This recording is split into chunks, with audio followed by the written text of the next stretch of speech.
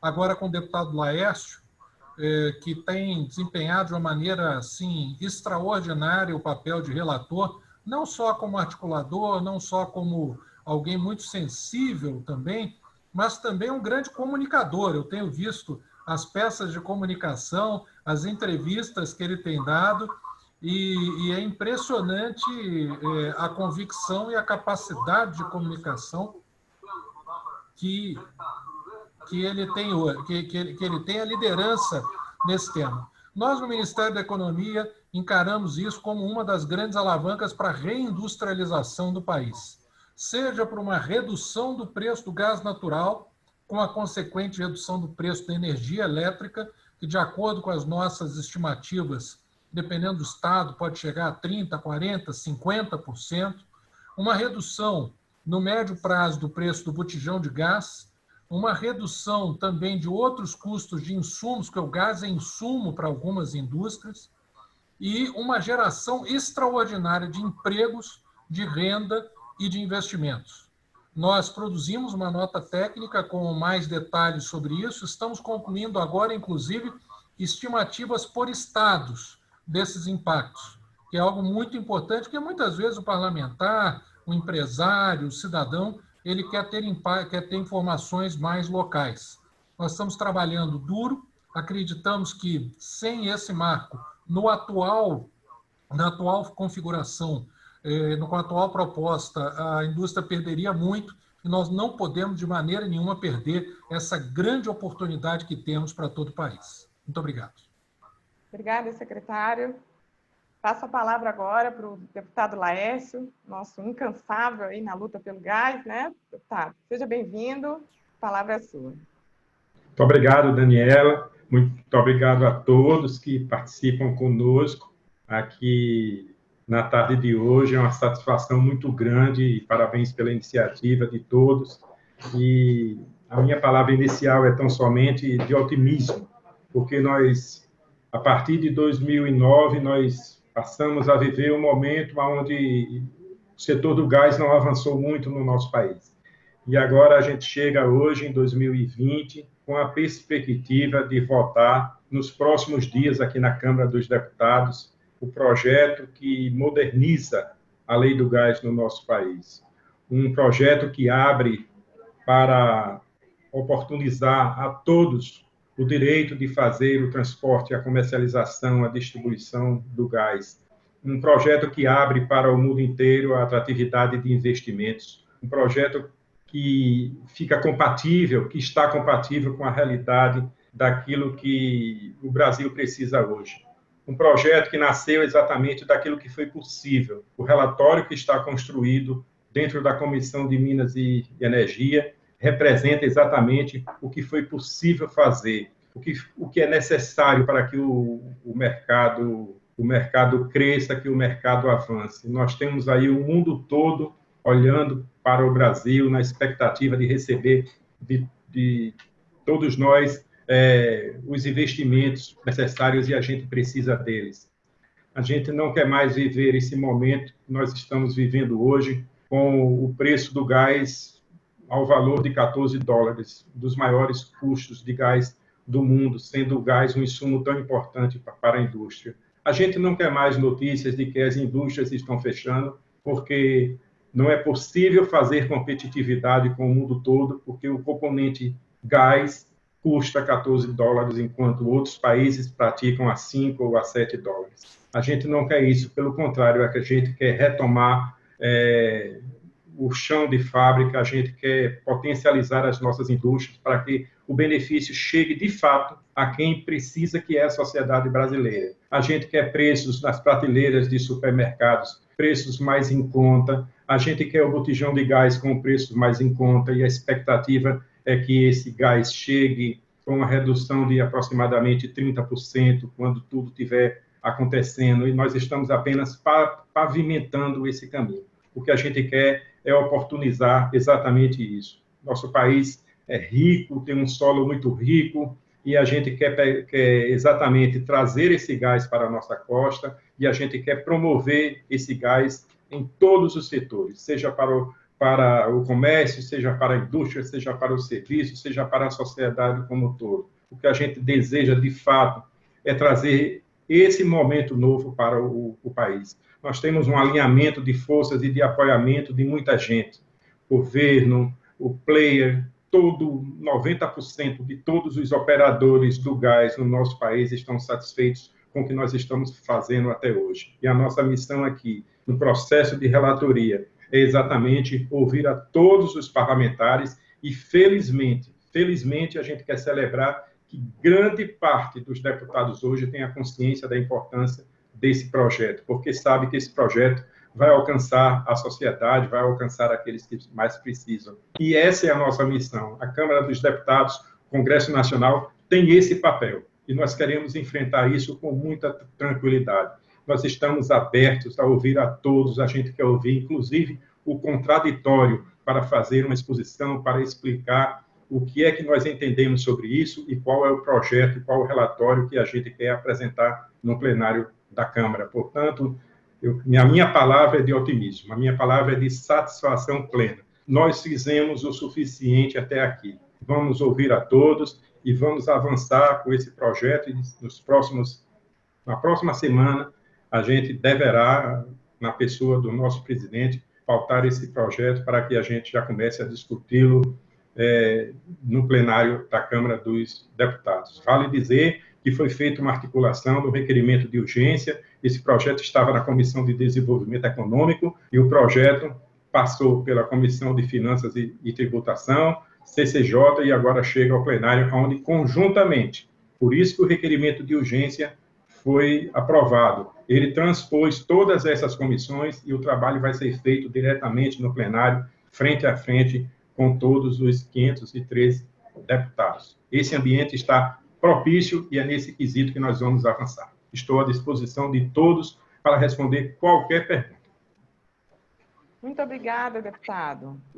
Encerrar agora esse momento inicial. Vamos dar início agora à nossa coletiva, efetivamente. Passo a palavra agora para o Paulo Pedrosa, que é o presidente da Abrace, coordenador do Fórum do Gás, também do Movimento Gás para Sair da Crise. Paulo vai ser o moderador aqui da nossa entrevista. Só para explicar um pouquinho como é que vai funcionar a dinâmica, peço que os jornalistas sinalizem, levantando a mão lá, que a gente vai organizar a ordem das perguntas. Flávia vai repassar as perguntas e Paulo vai fazer a moderação. Vocês podem fazer perguntas aos membros aqui da mesa virtual. A gente tem um suporte das equipes técnicas, representadas aqui pelo Adriano Lorenzon, gerente de energia da Abrace, secretário do Fórum do Gás. Tem também o Felipe Soares, diretor técnico da Abrace, para perguntas mais técnicas. Paulo, tem a palavra. Boa tarde. Obrigada. Tá no mudo? Obrigado, Daniela. Quero só registrar nesse momento a nossa coesão. Quer dizer, aqui nesse grupo, nós temos, acompanhando e prestigiando essa coletiva, muitas lideranças da indústria.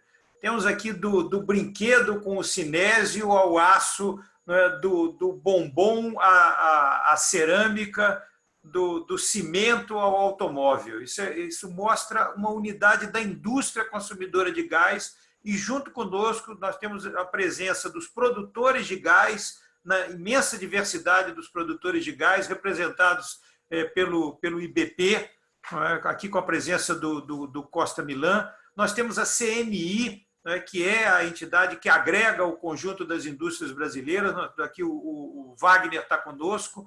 O Manso, presidente da ATGás, trazendo o peso e a representatividade dos transportadores de gás.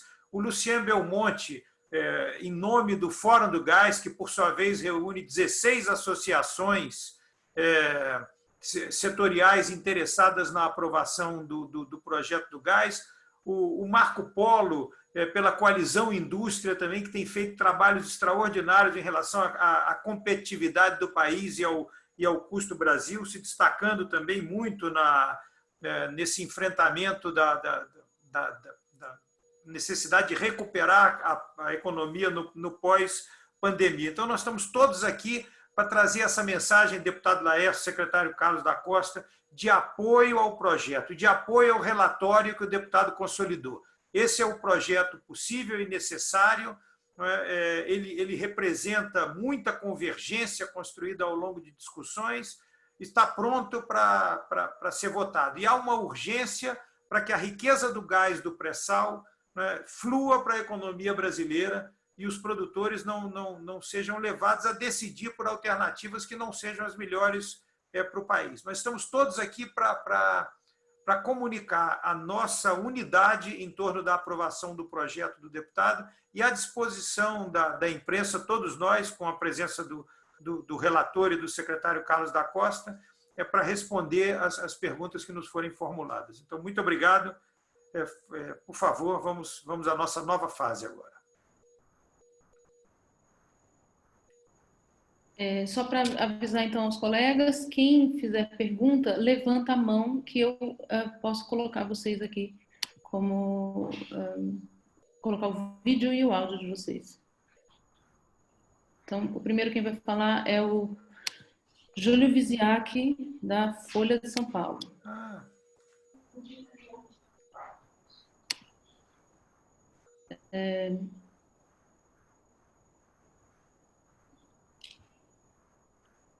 Júlio, você precisa ativar o teu som. Só um minutinho. Pronto. Me ouvem? Pronto. Olá. Eu queria entender, eu dei uma lida no projeto de lei, eu queria entender, tecnicamente, o que vai mudar efetivamente, especialmente na construção das infraestruturas de distribuição e especialmente de transporte, para você levar o gás, especialmente ali do pré-sal aí para o interior do país. Se você não me parece que existe ainda uma pacificação em relação à regulação, por exemplo, né? O que vai ser federal, o que vai ser estadual. A gente não corre o risco com esse projeto de ter o mesmo problema que existe em telecomunicações, por exemplo, com o direito de passagem, que a legislação das prefeituras impede que você construa infraestrutura, por exemplo. Eu queria, se possível, que me esclarecesse um pouco esses aspectos aí, de como o que tecnicamente vai mudar e se não existe ainda um problema da superposição de regulações estaduais e federal, no caso. Ok. Obrigado, então, Júlio. Bom lhe ver. Eu acho que eu posso começar a trazer a resposta para a sua pergunta e queria que o Costa Milã e o Manso me complementassem nisso. Mas, assim, esse projeto, primeiro, ele não toca na questão da regulação estadual. A regulação estadual, até em outras oportunidades, né, se buscaram alternativas legislativas que talvez federalizassem mais a discussão sobre os estados. Esse projeto, na forma com que se construiu a convergência em torno dele, preserva absolutamente a autonomia de cada estado de decidir a sua regulamentação local do gás natural. Então, assim, não há conflitos nesse aspecto. Quer dizer, o que ele faz é criar as condições para um ambiente de mercado para que a gente passe para um modelo de muito volume de gás a preços competitivos. Isso é através da criação de um grande mercado nacional que tenha escala, muitos vendedores, muitos compradores e liquidez no mercado. Então, ele garante a infraestrutura de transporte e armazenamento de gás, que ela seja feita de uma forma mais simplificada do que a de hoje, porque, afinal, nos últimos 10 anos não se construiu um metro de gasoduto de transporte no Brasil. Simplifica a expansão das redes de gasoduto, que vai fazer com que eles avancem pelo Brasil, garante o acesso às infraestruturas essenciais de escoamento e tratamento de gás para diferentes produtores, para trazer essa diversidade e cria um conjunto de condições fortalecendo, por exemplo, o papel da ANP para sinalizar e trabalhar junto aos estados no esforço de harmonização das regulações e garantindo que não haja poder de mercado, nem na molécula propriamente do gás que flui nas tubulações, nem na separação das tubulações que são de transporte ou de distribuição. Então, o projeto ele termina consolidando muitas das mudanças que aconteceram, por exemplo, resultando do acordo do CAD, né, ou resultando de decretos já aprovados, e traz isso para o plano federal. Né? Ao trazer para o plano federal e aprovar a lei, dá aquela segurança que é necessário para investimentos capital intensivos, seja para construir novas indústrias no país, que vão consumir esse novo gás, seja para consumir as instalações que vão fazer esse gás chegar aos novos consumidores. O projeto também consolida o modelo de contratação por entrada e saída, que aumenta essa liquidez do mercado e facilita a competição pelo acesso aos consumidores. Então, é um projeto extremamente modernizador, suficiente e necessário para esse novo ciclo do país e não entra em questões, por exemplo, relativas à regulação estadual ou ao uso ou não uso de termoelétricas no setor. Afinal, essa é uma questão de política energética. As termoelétricas vão se viabilizar, né, pela qualidade delas, aonde elas forem de fato necessárias e meritórias, e não por mágica, quer dizer, por mérito e não por mágica. O projeto é muito sábio em não entrar nesses aspectos e se concentrar na condição de um mercado competitivo. Costa Milan, por favor. Eu gostaria antes de entrar nas características mais técnicas, Pedrosa, se você me permite, por favor, só dar uma contribuição que eu acho que, de um lado, o projeto de lei fortalece a ANP. De outro lado, até para evitar aquilo que o Júlio falou, ele define claramente qual é o escopo da regulação da distribuição, transporte, comercialização, produção. Então, na verdade, ele reduz eventuais conflitos de regulação entre Estados e União. E o que nós temos visto já desde o ano passado, depois da resolução do CNPE, que já começou o novo mercado de gás, e do termo de cessação de conduta com a Petrobras, foi que alguns estados já começaram a se mover muito rapidamente para alterar a sua regulamentação local e permitir o que a gente chama do choque do gás. O Rio de Janeiro, por exemplo, com a ex-secretária Cristina, ele fez um avanço extraordinário, um exemplo para outros estados. Outros estados vieram, estão trabalhando, Sergipe está trabalhando, já bastante avançado, Espírito Santo e assim por diante. Isso é o que nós chamamos de menos Brasília e mais Brasil. A gente gosta que os estados compitam, entre aspas, de forma saudável entre si, para que proporcionem o melhor ambiente de negócios para reduzir o preço do gás e gerar mais emprego e renda. Então, na verdade, o que nós estamos fazendo, inclusive aprendendo com tudo que foi a história da regulamentação de telecomunicações, que tem algumas características semelhantes, é evitar esse tipo de problema que foi muito bem lembrado pelo Júlio Vizerc. Perfeito. Júlio, para complementar, eu queria mencionar a você que o projeto, a sua pauta deve ser muito ampla, mas esse projeto ele é uma revolução no setor de gás natural. Por quê? Porque aqui no Brasil, nos últimos 40 anos, nós tivemos apenas um fornecedor de gás natural. E ainda temos.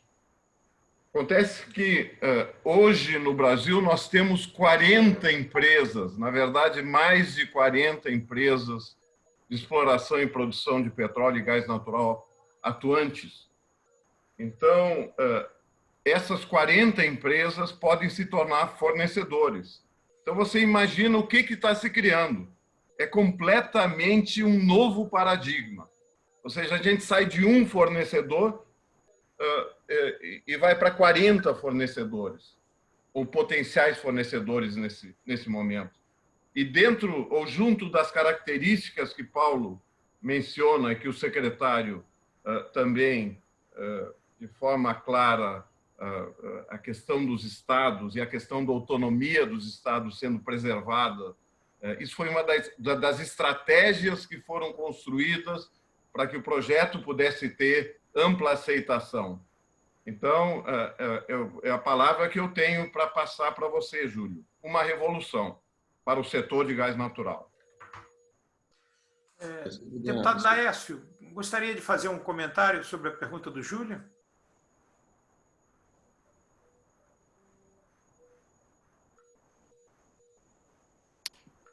Acho que está mute, está no mute.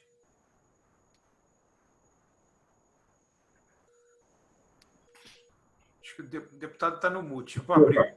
Bom, só quero informar que estou acompanhado aqui do Francisco, que é o consultor legislativo aqui da Câmara dos Deputados, profundo conhecedor do assunto e que também pode interferir aqui com a gente e participar. Não sei se Francisco quer falar alguma coisa com referência ao que já foi colocado pelos colegas. Não, podemos seguir para dar oportunidade a outras perguntas. Obrigado. Flávia. Tá bem. A próxima pergunta é do André Ramalho. Então, Júlio, eu te agradeço. Vou tirar você daqui e vou colocar o André, tá? Só um instantinho, gente. Alguns cliques.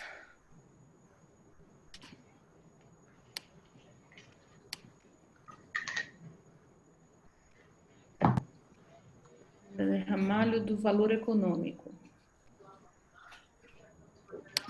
André, precisamos do seu som. Boa tarde, pessoal. Todos me ouvem? Sim. Beleza. Boa tarde para todo mundo. Pessoal, eu gostaria de saber, bom, acho que lei do gás é um dos elementos, né, um conjunto de frentes aí de medidas que estão sendo adotadas para a abertura do mercado de gás, né? Eu queria entender um pouquinho de vocês, assim, o que vocês acham que ainda falta por vir aí para que esse mercado destrave, de fato, né? E é uma provocação do que, bom, o mercado é feito de oferta e demanda, né? O Costa Milan comentou agora há pouco sobre o potencial, né, de novos fornecedores pelo lado da oferta. Não queria entender do lado da demanda.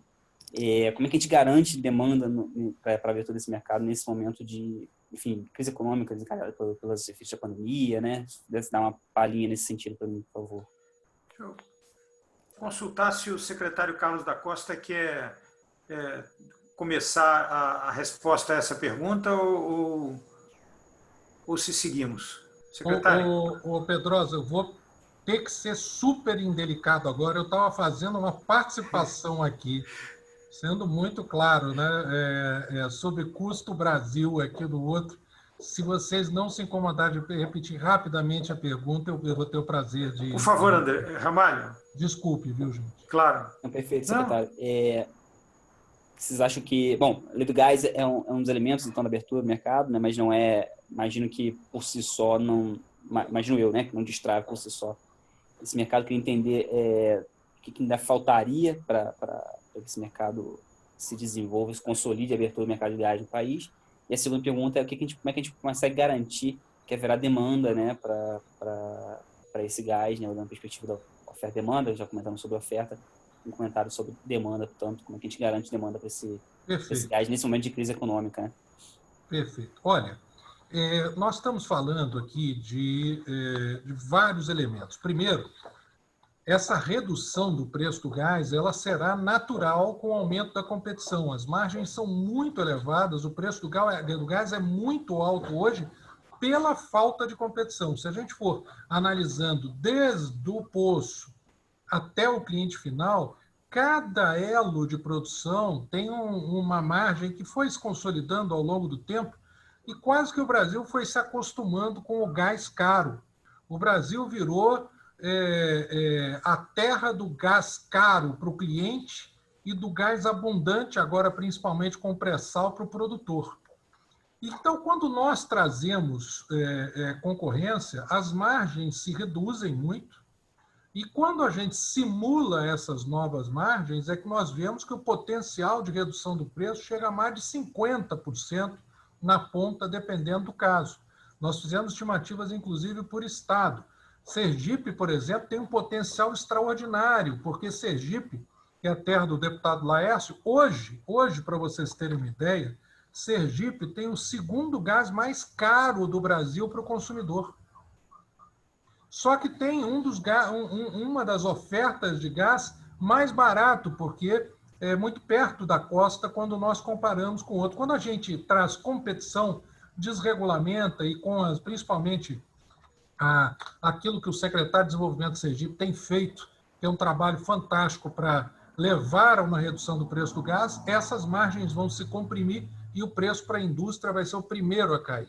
Logo depois deve cair o veicular e, por último, o GLP, porque depende de uma mudança de fluxos na Petrobras de importação para ter uma precificação por exportação, e aí o potencial é de queda de mais de R$20 no preço do botijão do gás, mas é no médio prazo.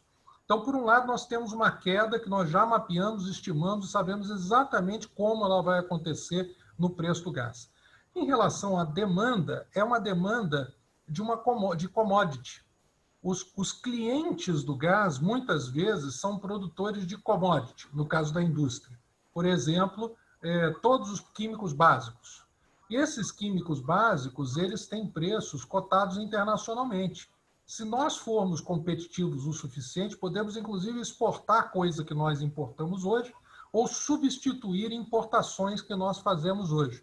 Então, em primeiro lugar, já tem um impacto direto sobre que não é um aumento direto da demanda, é simplesmente uma substituição de fontes. Agora, além disso, tem um aumento muito grande da demanda. Os setores químicos são muito sensíveis a preço. Uma redução de preço de produtos que dependem de gás, ele também faz com que a demanda aumente muito. Agora, vamos olhar o gás como fonte de energia para a indústria. Vamos pegar a indústria do vidro, indústria de cerâmica e assim por diante. Também são indústrias, muitas vezes, que o custo da energia provida pelo gás é maior do que 50% do custo do produto final. Se nós reduzirmos 50%, isso significa um produto 25% mais barato. 25% mais barato, dadas as elasticidades, preço das demandas, pode ter um aumento de mais de 10%, 15%, 20% da demanda por esses produtos, mesmo com o mesmo patamar de renda. Então, uma redução do gás, ela não apenas teria um aumento da quantidade demandada muito rapidamente, como isso geraria muito mais emprego. Nós estamos falando de milhões de empregos que gerariam mais renda e, portanto, mais demanda, dado o tamanho, magnitude desse impacto no curto e médio prazo. E, por último, como nós estamos falando também de gás mais barato para produção de energia elétrica, isso vai viabilizar na margem muitas usinas termoelétricas que passam a ser muito mais eficientes do que, por exemplo, usinas a óleo diesel, que são muito mais poluentes e mais caras. Isso reduz o custo de todo o sistema de energia, demanda o gás e faz com que o preço final da energia elétrica, inclusive para o consumidor residencial, que é importante, além do industrial, que é o que gera mais emprego, caia no médio prazo. Acho que o secretário fez uma resposta completa à pergunta do André Ramalho, mas eu só, como representante das indústrias, né, lembro que o preço do gás tem que caber no preço do produto que está sendo produzido. Então, se eu vou produzir metanol no Brasil, o metanol que eu produzo tem que ser pelo menos 1 centavo mais barato do que o que chega do navio. Mas se eu vou exportar minério peletizado usando gás, eu tenho que exportar pelo menos 1 centavo mais barato do que os meus competidores. E é esse movimento que o secretário se referiu, de competição e diversidade, que vai permitir que os gatilhos de preço que viabilizam os grandes volumes de consumo sejam acionados. E esse é um movimento que também será bom para produtores, transportadores e distribuidores, que passam a ganhar com a escala. Quer dizer, nós podemos ter grandes ganhos de escala com volumes importantes de gás circulando nas redes e aumentando, consequentemente, a renda também dos setores de produção, transporte e distribuição de gás. Mas eu queria aproveitar essa oportunidade, antes de perguntar se o deputado Laércio quer fazer algum comentário, de convidar o Marco Polo do Coalizão Indústria para falar um pouco sobre essa referência de preço e a importância do gás para a competitividade da economia. Bom, boa tarde a todos. Paulo, eu vou me permitir aqui de novo reforçar aí, ressaltar a representatividade e a unidade de todas as entidades que estão aqui presentes nessa coletiva, representando aí, de novo, produtores, transportadores e consumidores de gás, todos apoiando a aprovação da lei do gás e apoiando o relatório do deputado Laércio. E o que une a todos nós é a busca pela competitividade. Eu acho que essa é a palavra-chave que precisa ser ressaltada. E falando em competitividade, aproveitando inclusive a presença do nosso secretário especial, Carlos da Costa, relembrar que sobre a coordenação da CPEC e do secretário Carlos da Costa, o governo colocou de pé, junto com o MDC, um trabalho que identifica um custo Brasil de 1,5 trilhão de reais, né, ano. E dentro desse estudo existe um capítulo especial, são 12 fatores que impactam esse custo Brasil, que nós chamamos a mandala. Tem um capítulo especial aí para acesso a insumos básicos, e o gás participa aí com 4 bilhões, 4,2, 4,3 bilhões de reais ano. Então, nós estamos aí com uma prioridade absoluta, que seria a correção dessa assimetria. Falando especificamente aqui na siderurgia, nós temos aí um consumo bastante grande, de 830 milhões de metros cúbicos ano. A nossa percepção é que, com um gás competitivo, nós poderíamos estar fazendo aí mudança, substituição de 50%, por exemplo, no carvão, 80% do óleo combustível e 80% aí do GLP. E respondendo aí, Paulo, a tua colocação, eu digo o seguinte: nós temos empresas dentro do setor aço que são internacionais, né? Então, enquanto uma empresa térreo paga no Rio $14, essa mesma empresa no México ela compra 1,50 e na Argentina 1,20, 1,30, né? Isso mostra aí o que seria, vamos dizer assim, o nível de distorção que existe. Então, eu terminaria aqui dizendo que eu acho que a pandemia, o Covid-19, acabou por evidenciar aí as nossas mazelas, as nossas assimetrias, né, com as quais a gente sempre conviveu, né? O Congresso aprovou agora a Lei do Saneamento Básico, que vai corrigir esse passivo horroroso que o país tinha aí, podendo dar vida digna aí a milhões de brasileiros. A reforma tributária é prioridade absoluta do Executivo e também do Congresso. O custo Brasil tem andamento. Então, agora, precisamos aprovar a lei do gás. O Brasil tem pressa, não dá para esperar mais, né? Temos que acabar com as mazelas, as assimetrias e os privilégios. Era isso. Ok. Paulo, se você permite, eu só queria complementar rapidamente para que o André entenda. O projeto do deputado Laércio, o que ele traz efetivamente? Ele traz a possibilidade do produtor ter acesso às infraestruturas para chegar lá na ponta dos grandes consumidores, colocando esses grandes consumidores numa posição da escolha do seu fornecedor. Então, eu falei, o fornecedor gostaria de um gás flexível, o fornecedor gostaria de um gás firme, o fornecedor gostaria de pagar um preço no final do mês, o que for. O potencial que existe no longo prazo é de dezenas de fornecedores que permitem, então, ao consumidor fazer sua escolha. É isso que o projeto do deputado Laércio permite. E é esse o avanço, é essa a revolução. Vamos perguntar se o deputado quer fazer algum comentário para passar para a próxima pergunta em seguida. Eu quero sim, eu quero juntar a fala dos colegas aí e dizer ao André que reformular as regras do mercado do gás no Brasil significa abertura total à competitividade. A competitividade, essa palavra mágica, vai permitir mudanças estruturais no mercado do gás. E essas informações ruins que foram trazidas, principalmente no preço do gás, com a competitividade, esse cenário muda totalmente. E aí a gente melhora muito o nosso mercado. Só para complementar. Ótimo, deputado. Obrigado. Flávia? Tá bem, André, Paulo, agradeço. Paulo, poderia só complementar uma coisa super rápida? Pois não, Luciano, claro. Só para dizer que essa questão da demanda, existe uma demanda represada que nos últimos anos grandes volumes de gás foram perdidos em função da competitividade. Então, existe uma quantidade, para dar um exemplo do Marco Polo, a Cosipa, aqui em São Paulo, utilizava 1,5 milhão de metros cúbicos, a Metanor, Ródia, Yara Fertilizantes, tem um monte de empresas que deixaram de utilizar o gás que, em tendo competitividade, amanhã poderiam voltar a utilizar. E isso representaria um crescimento acima de 10% de uma hora para outra do mercado brasileiro. Excelente, Luciano, excelente. Flávio.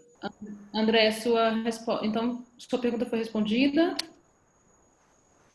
Sim, eu só queria reforçar o primeiro ponto, se possível, pessoal, quando eu pergunto se a lei por si só destrava o mercado imediatamente, vocês acreditam? Ou há uma agenda ainda por fazer e o que ainda precisa ser feito para consolidar essa abertura, por favor? André, eu vou aqui dizer rapidamente, sim e também, quer dizer, a lei destrava o mercado, ela permite que esse ambiente comece a funcionar, negócios vão acontecer e, ao mesmo tempo, quer dizer, a discussão sobre o gás vai continuar. Quer dizer, nós não vamos fechar todo o processo com a aprovação dessa lei. Ela é a condição necessária e suficiente para o mercado entrar num ciclo novo e, ao longo do tempo, através das regulações da ANP, de novos decretos do governo e, eventualmente, se for necessário, de complementos no âmbito legislativo, como em todos os outros setores, isso vai continuar. Mas esta é a lei necessária e suficiente no momento agora e que representa a convergência que você está vendo aqui. Todo mundo junto, todo mundo apoiando, todo mundo querendo. Ok. A próxima pergunta é do Guilherme Seródio, da EPBR. Guilherme, você está... Só ativar o seu som e vídeo, se quiser. Pode ir. Tá me ouvindo? Boa tarde, pessoal. Boa tarde, deputado. Sou eu aqui mais uma vez, Guilherme, da EPBR. Deputado, a gente estava lendo o seu relatório e a minha pergunta é um pouquinho mais específica dentro do seu relatório, né?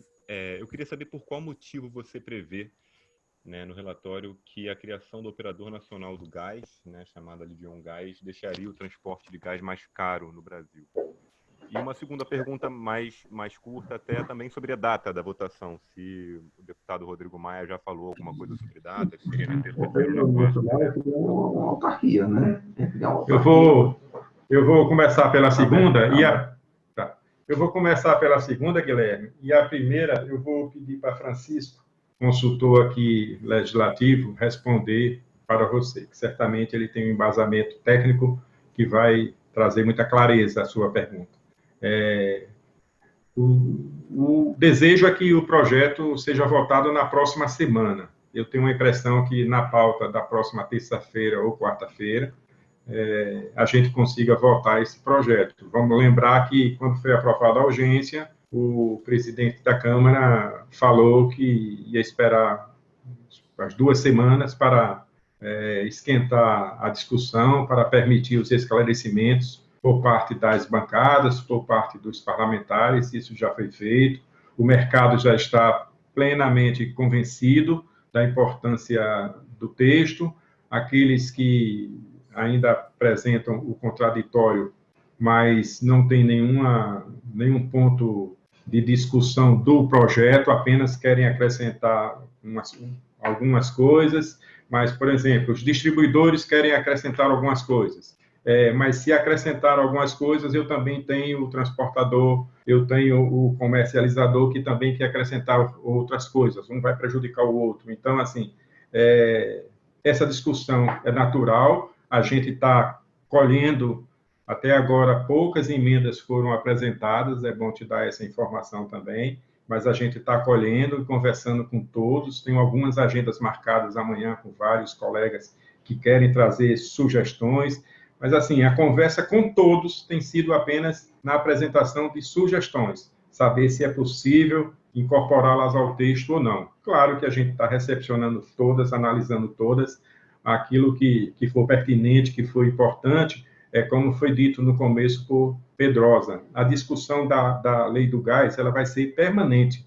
À medida que essa lei for sancionada, nós começaremos a discutir, porque quando essa nova lei entrar em prática, com essa abertura do mercado que a gente pretende fazer e acontecerá, tenho certeza absoluta disso, é claro que a gente vai precisar modernizar, e se moderniza a partir de outras sugestões que foram apresentadas, que, se não acolhidas nesse texto, mas serão importantes para novos projetos que tramitarão aqui na casa, ou até mesmo para ser discutido em outro ambiente, tipo ANP, tipo CNPE. Esse é um ambiente propício para isso. Mas nós estamos avançando, hoje tem uma votação intensa aqui, acho que o presidente está acelerando essas votações, hoje, amanhã tem sessão do Congresso para adiantar essa pauta, então hoje, amanhã e quinta, certamente teremos trabalhos intensivos para ver se na próxima terça-feira o presidente já coloca esse projeto para que a gente discuta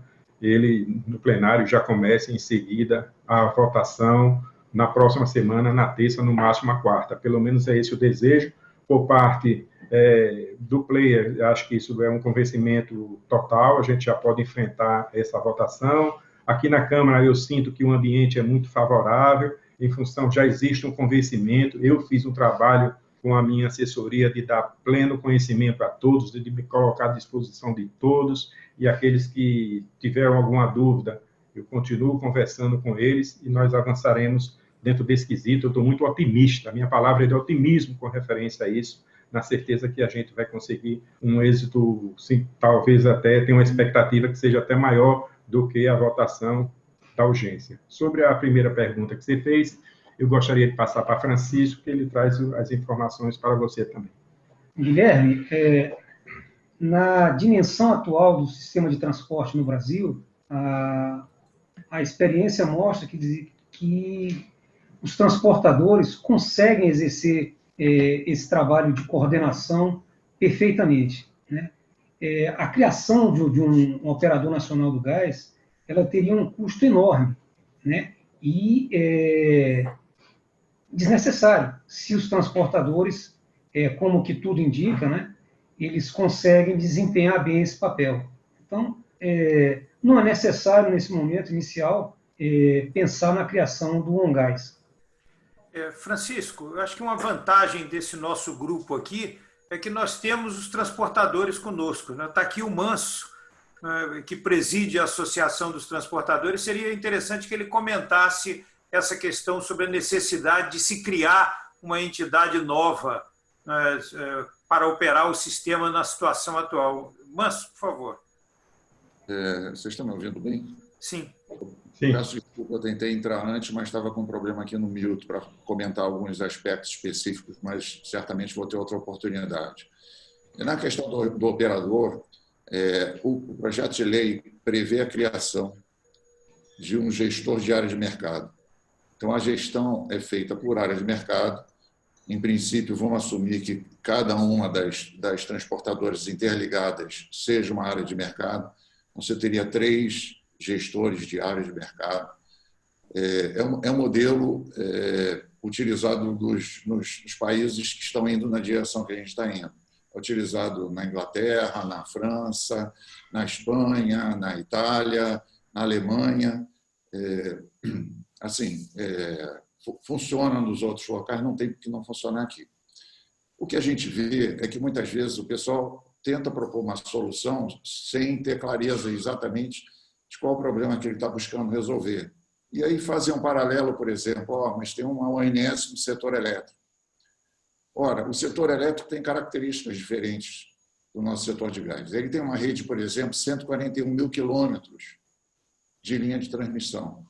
Nós temos aqui de gasodutos de transporte 9.400 quilômetros. Ou seja, o setor elétrico é 15 vezes maior. Além disso, o despacho dele na verdade, uma ordem de liga-desliga para unidades que não acontece dentro do setor de gás. O setor de gás é regido por contratos. O custo, eu não vou nem falar porque vai parecer uma crítica, mas vocês podem consultar, é público, quanto é o custo de operar uma ONS. Então, basicamente, essencialmente, você trabalhar com os modelos que já estão testados, que são gestão pelos próprios transportadores, através de um gestor de área de mercado. No futuro, à medida que você vá, como se prevê que você vai convergir para uma área única de mercado, né, unindo os mercados, adjacentes até formar uma área única, você vai ter um gestor único de mercado, mas com uma operação compatível com as características desse processo e da rede, sem necessidade de se criar uma infraestrutura, né? Eu estava vendo a primeira proposta que houve da lei do gás de 2009, ela foi feita em 2005. Ela já buscou, naquela época, prever, por exemplo, um agente desse tipo, com 5 diretorias e 11 membros do conselho. Eu acho que a gente tem que se perguntar exatamente para que criar um organismo desses paraestatal com essas características para executar uma tarefa que pode ser feita de maneira simples, eficiente, e onde a gente já tem o exemplo dos que abriram o mercado na frente e que funciona. A própria recomendação da IEA é nessa direção. Ok, Manso, obrigado. Acho que nós temos a sala lotada, quer dizer, conseguimos ter 100 presenças nessa coletiva. Eu acho que assim, eu não me lembro de ter participado de outra coletiva com tanto sucesso quanto essa, mas isso nos desafia a agilizar o tempo das nossas respostas agora, porque tem muitas perguntas novas. Então, Flávia, por favor, avançamos. Guilherme, então, você está satisfeito com as respostas? Ficou faltando alguma coisa? Flávia, perfeito. Obrigadíssimo. Obrigada. A próxima pergunta vem do Jefferson Klein, que é do Jornal do Comércio do Rio Grande do Sul. Jefferson, você vai aparecer aí se quiser ligar o seu vídeo, se não, mantém o seu áudio ligado para fazer a sua pergunta.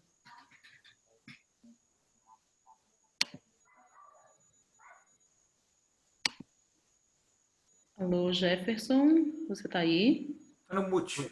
Oi, vocês conseguem me ouvir agora? Sim. Boa tarde a todos. Bom, a minha pergunta é ao secretário Carlos da Costa. O secretário mencionou uma redução de até 50% no preço do gás com a nova lei. Eu gostaria que ele detalhasse um pouco quais os setores que vão ter essa redução mais visível. Ele também falou sobre a questão de regionalizar os dados. Eu queria também mais detalhes sobre esse projeto, quando vocês vão ter esse mapeamento dos benefícios para cada estado. E o projeto também, a gente sempre fala de gás, a gente pensa no gás natural, mas ele tem reflexo no GLP também, né? Vocês também esperam uma redução no GLP com o projeto, não? Obrigado pela pergunta. O mais fácil, nós devemos divulgar hoje ainda as estimativas por estado. Tá? Mas vamos lá, vamos começar. Para quem vai cair o preço do gás natural? Vai cair principalmente para a indústria no início, que é quem paga uma margem absolutamente desproporcional ao custo do fornecimento do gás total de toda a cadeia. Então, a indústria deverá ter uma queda de mais de 50%. É claro que os grandes consumidores, como eles têm um custo menor por volume, ou por milhão de BTU consumido, eles vão ter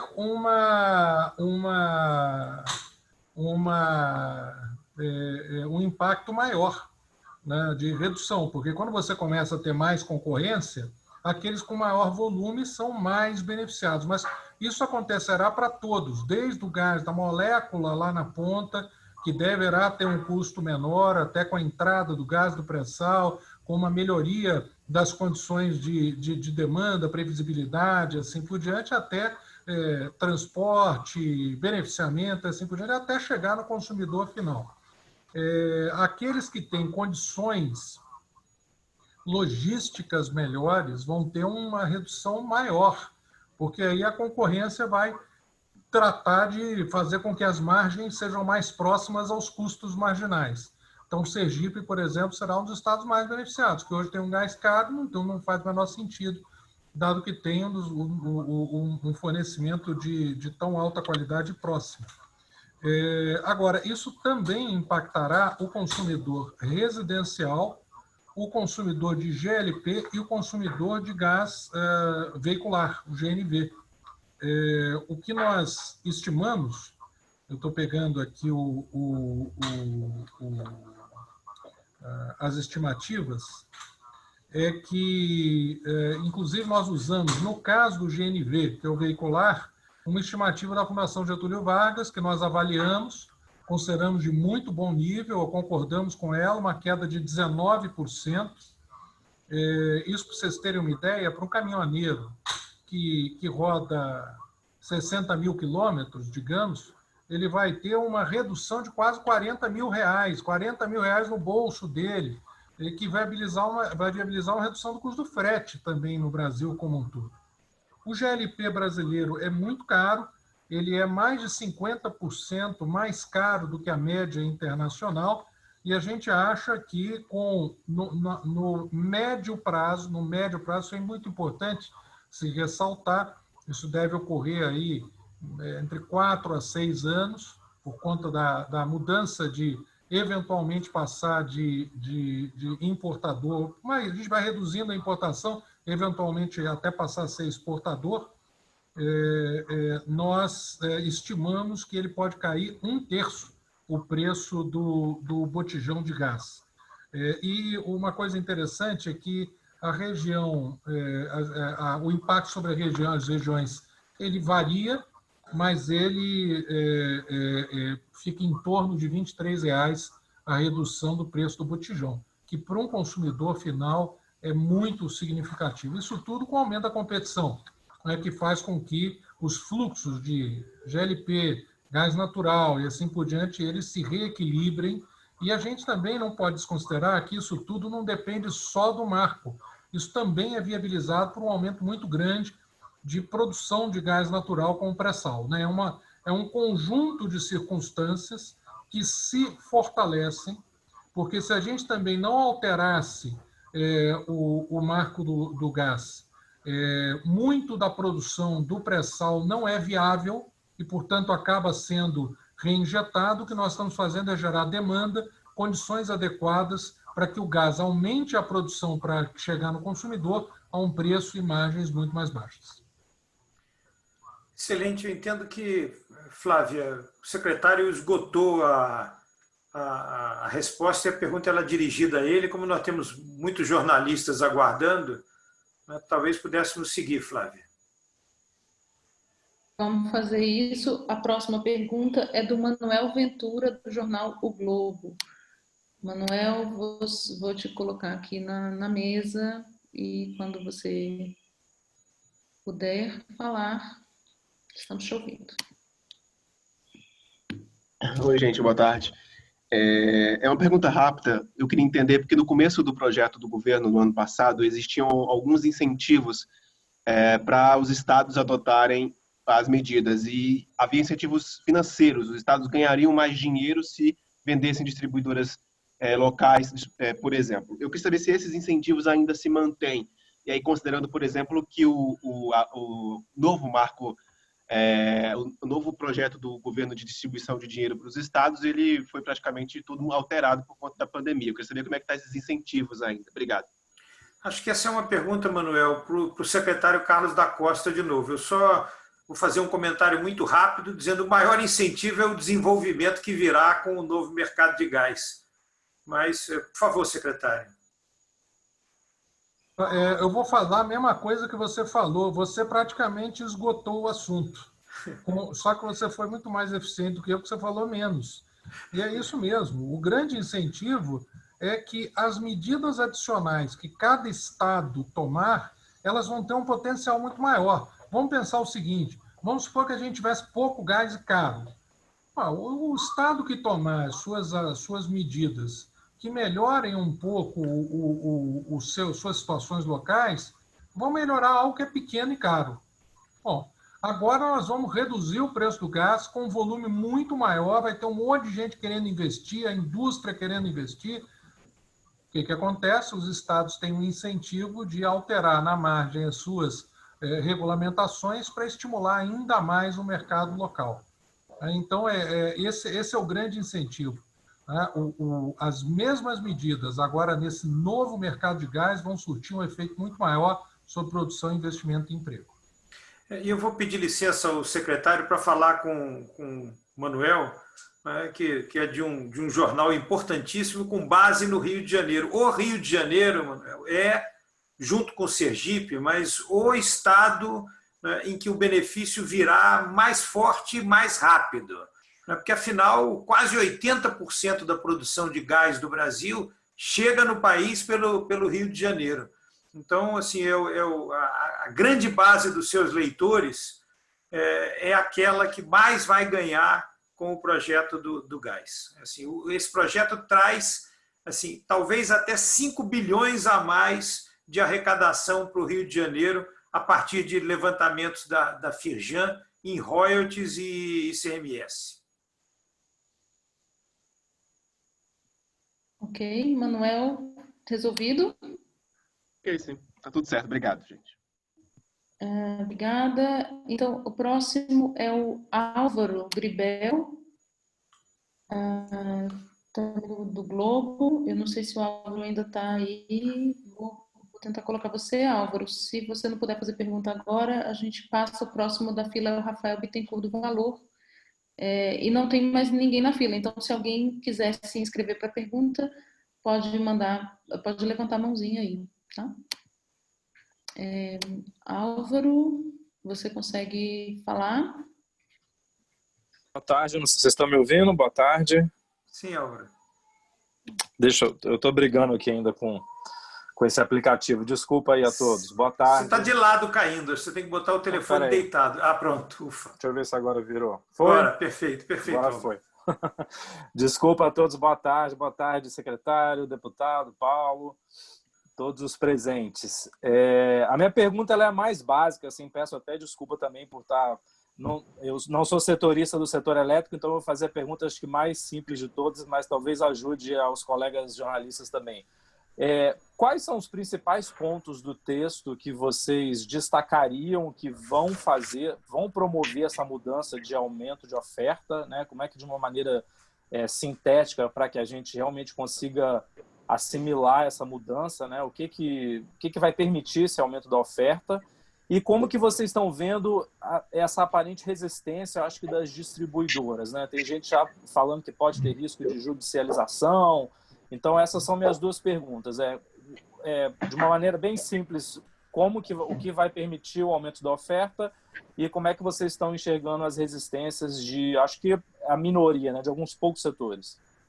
Álvaro, eu vou responder muito rapidamente, porque eu acho que outros colegas aqui da mesa e o secretário têm certamente muito a acrescentar, mas de uma maneira direta.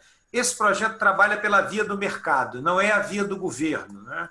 Então, ele cria as condições para o mercado acontecer. E o que é um mercado? Muitos produtores, muitos consumidores e liquidez de negócios.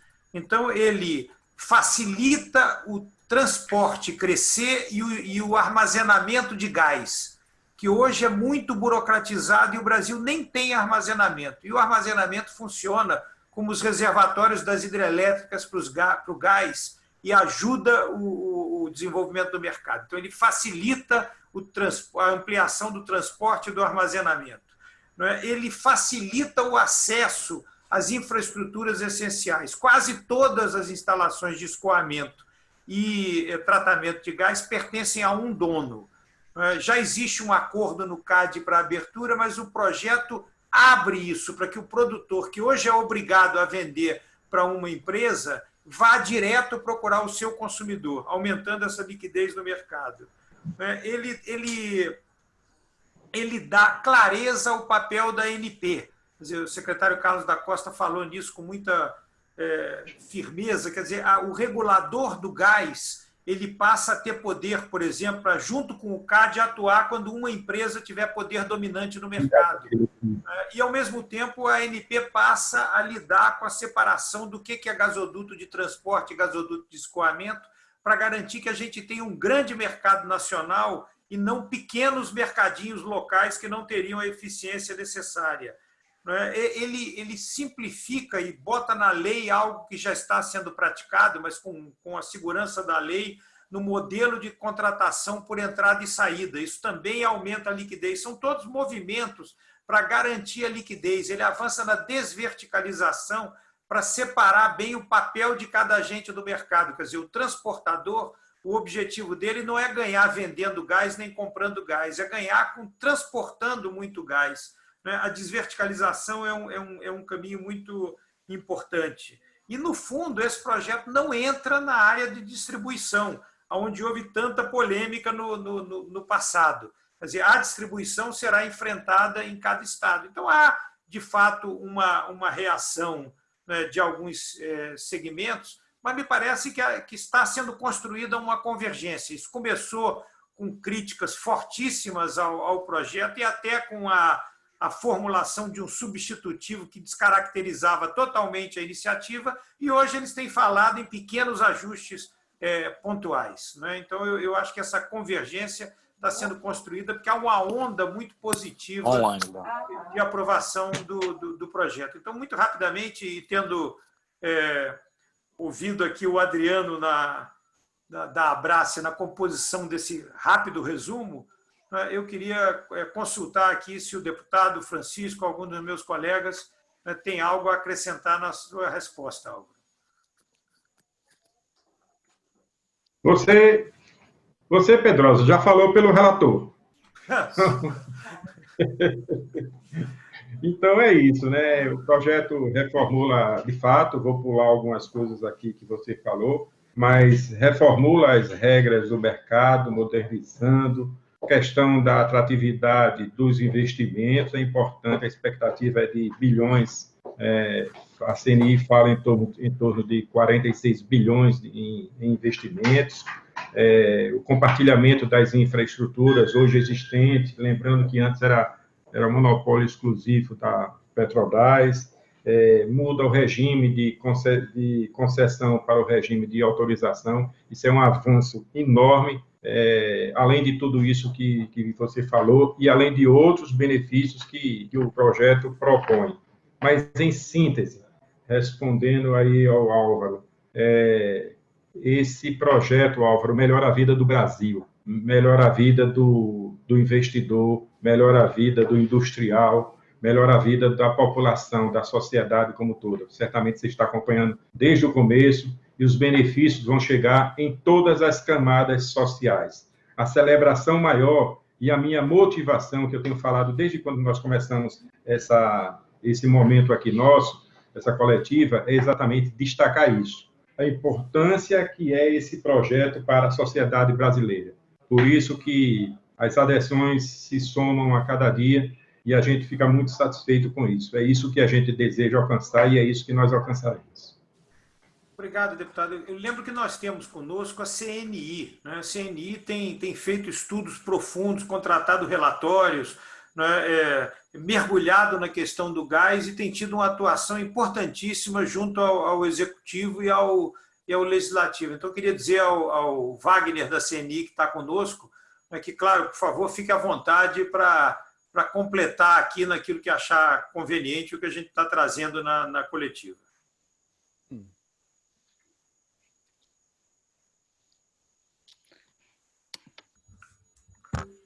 Wagner, você está sem áudio. Aí, agora já estou com áudio? Pedrosa, muito obrigado, viu? Eu só queria complementar para dar mais ênfase em algumas coisas. Uma, assim, na lei atual do gás, que é uma lei de 2009, no artigo 45, ele diz que o concessionário não precisa compartilhar os seus gasodutos, as suas infraestruturas com terceiros. Então, enquanto esse artigo estiver em vigor, fica muito ruim para o investidor assinar um contrato de 30 anos, se ele não precisa compartilhar nada. Então, esse artigo, na lei de 2009, é suficiente para não ter choque da energia barata. A gente não pode ficar... Teve avanços infralegais, mas não são suficientes. O investidor tem que acreditar numa lei que é um contrato de 30 anos. Do outro lado, para as resistências, lógico que tem resistência, é que esse processo tem perdedores. Tem gente que vai perder se a lei do gás for aprovada. Entendeu? São poucas empresas aí que praticam preço de monopólio. A pressão, apesar da lei não tratar de distribuição, ela vai da produção até o Citygate só, a pressão para que se modernize o setor de distribuição vai ser muito forte. E eles sempre vão criar novas coisas que estão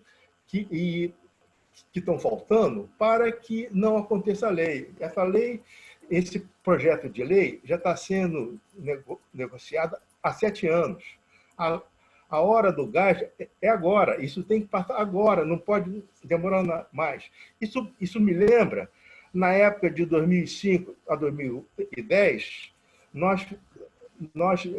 o Brasil resolveu mudar a lei do petróleo, a lei de concessão de bloco. Nós ficamos 5 anos negociando no Congresso uma lei, enquanto o preço do petróleo estava $100 o barril. Hoje está metade. O que quer dizer? Quanto que nós perdemos, quanto que o Brasil perdeu. Então, o povo brasileiro não merece a postergação dessa lei. Já tem tragédia demais por aí, nós temos que aprovar a lei do jeito que está, e os perdedores, que é um grupo pequeno, mas muito forte, né?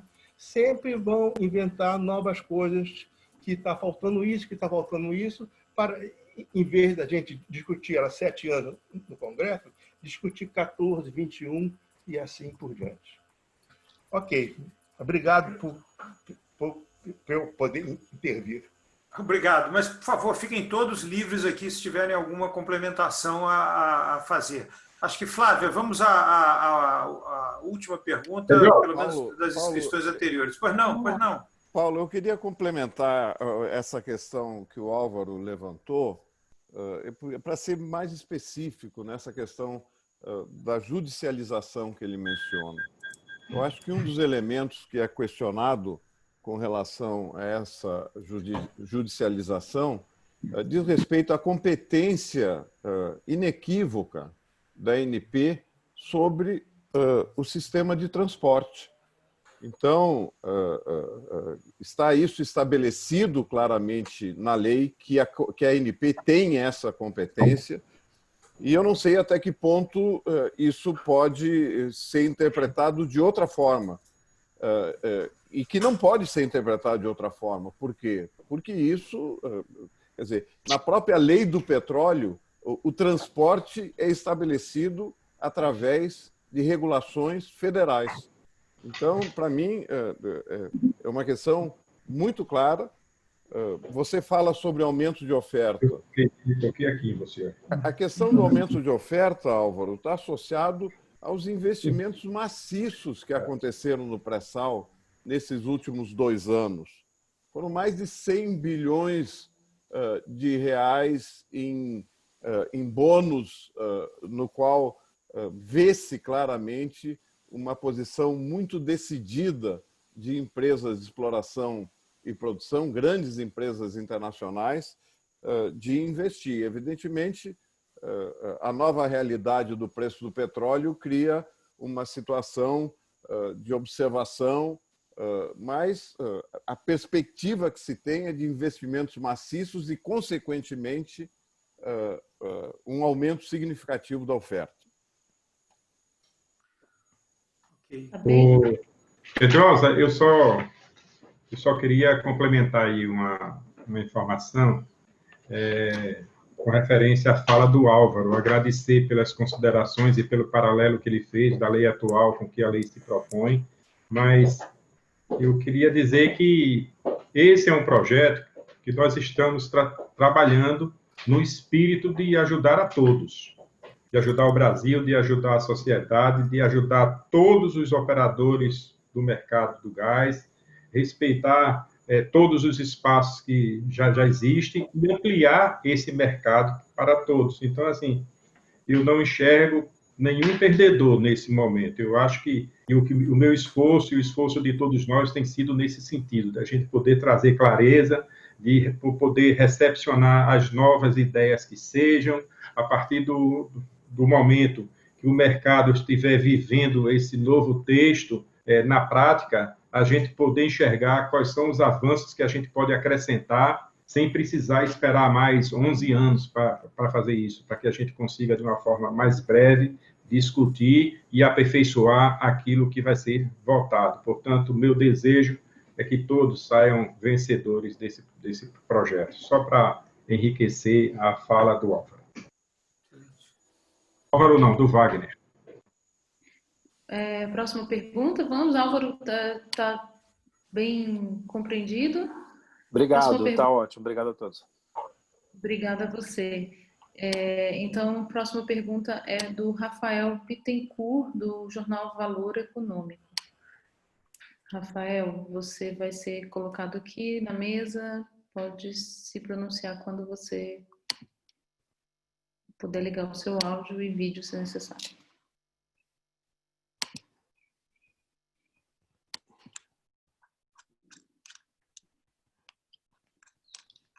Olá, todos me ouvem? Sim. Ok. Boa tarde a todos. Eu gostaria de perguntar o seguinte, a partir da aprovação da nova lei, eu gostaria de saber quais seriam os estágios de desenvolvimento do mercado de gasodutos, né?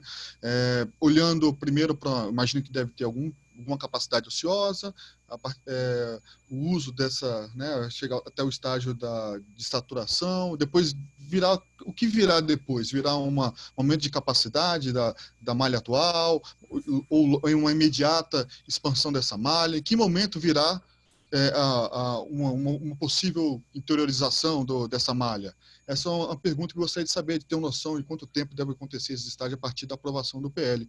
Outra questão que eu gostaria de saber também, dentro da questão do transporte, como fica esse setor? Ele tem algum desafio, alguma questão sensível relacionada ao licenciamento desses gasodutos, ao processo de desapropriação, como a gente vê também em outros projetos de infraestrutura, né?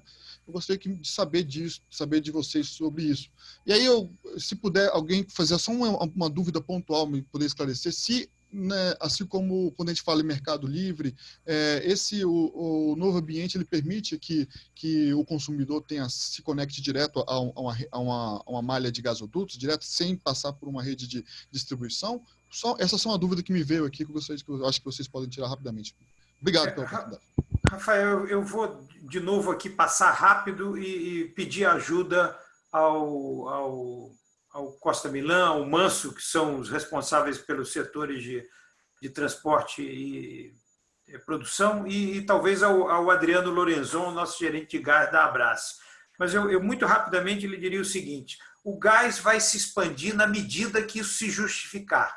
É assim que a gente entende que é o correto, sem subsídio do dinheiro da educação e da saúde, sem subsídio do consumo de gás, porque isso aumenta o preço e impede que aqueles gatilhos de grandes volumes de consumo sejam acionados, portanto, não serve a um modelo de grandes volumes e de reindustrialização, e sem subsídio do setor elétrico, porque não adianta também você criar uma demanda falsa, localizando termoelétricas pelo Brasil para pagar os gasodutos na conta de energia elétrica, em que mais da metade dela já corresponde aos mais diversos subsídios. Então, o gás vai se expandir, como você mesmo disse, os gasodutos serão ocupados, eles vão aumentar a capacidade, muitos vão ser expandidos agora de uma forma desburocratizada, e o gás virá em várias soluções, em alguns momentos em caminhão comprimido, em caminhão liquefeito, e essa diversidade é que vai ser a beleza do novo ciclo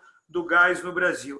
Em relação à questão ambiental, isso, como o Brasil há anos, há décadas, não faz gasoduto novo, a gente pode dizer que esse problema até agora não existe, mas não existe porque não existe gasoduto novo.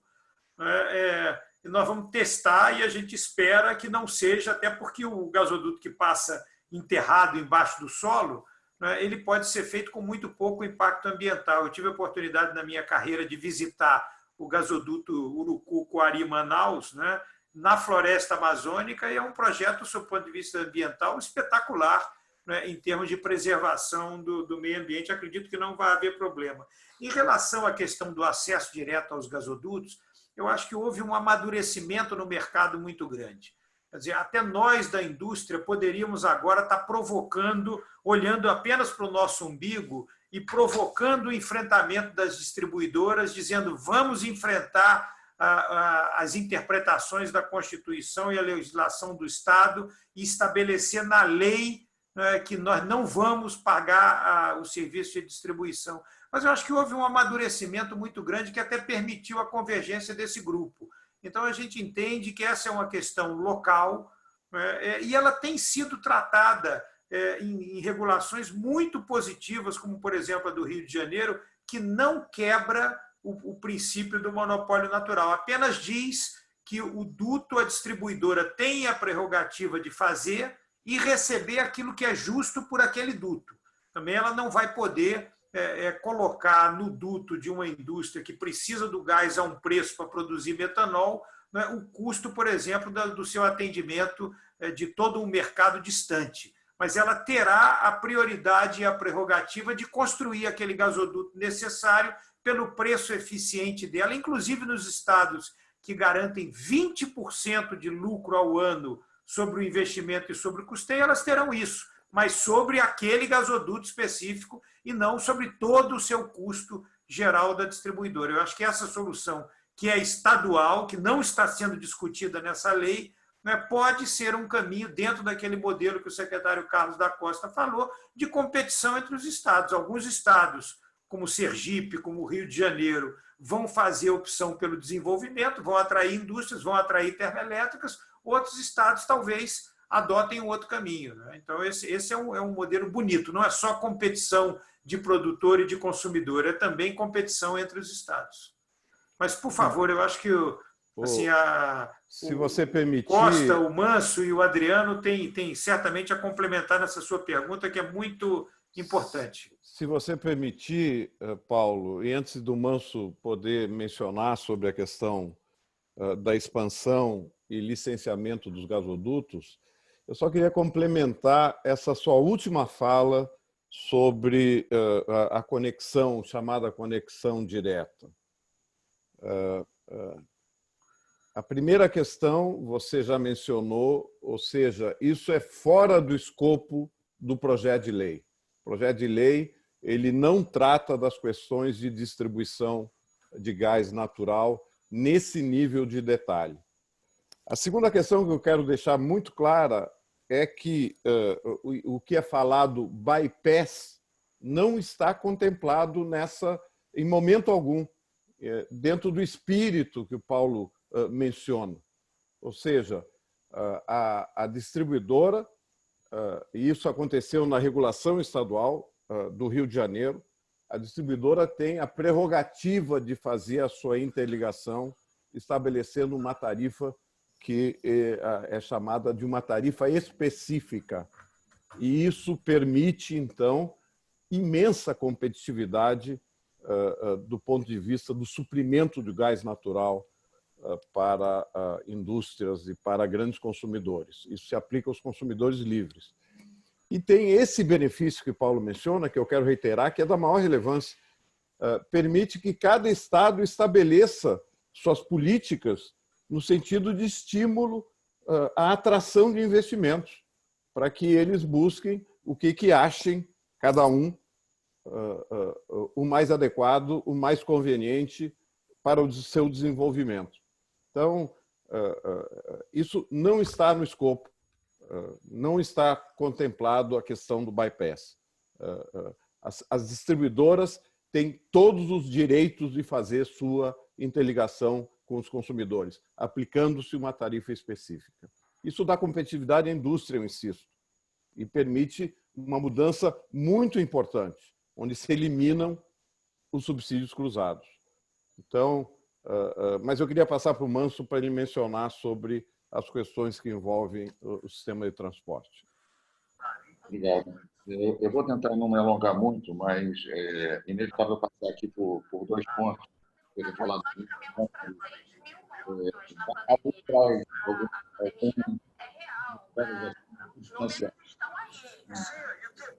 um feedback. Acho que nós estamos com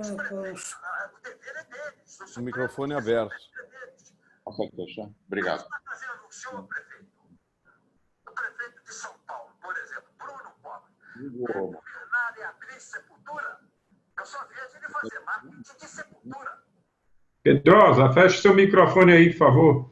Janeiro, o prefeito de Belo Horizonte, o prefeito de Porto Alegre, os outros prefeitos do Brasil, os governadores... Não consigo identificar de onde vem o som.